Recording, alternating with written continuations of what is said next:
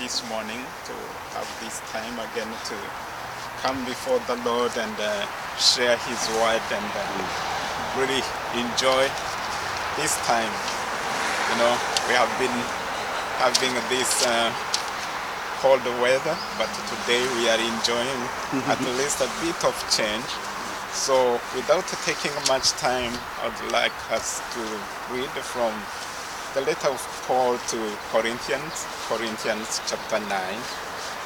This is a very common or very used that we are familiar with this passage, and I will just read a few verses, maybe two.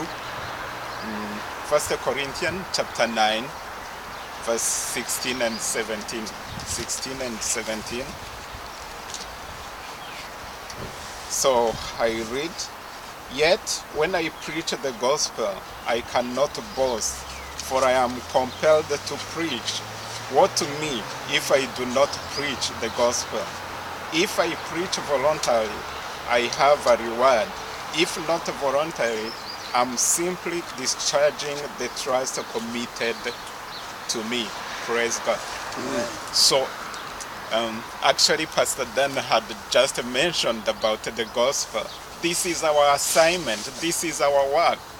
And even as we meet, we just encourage one another to minister to people, but also starting from or by ourselves about the gospel.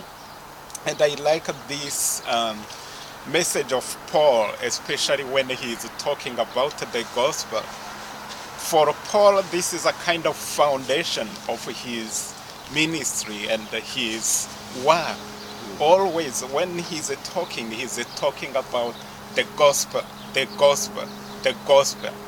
And actually, when you read in the Bible, and even those who have been trying to do a kind of study and look how Paul used this term or this word, the gospel. In the New Testament, it is mentioned at least 75 times. And Paul has used this 60 times.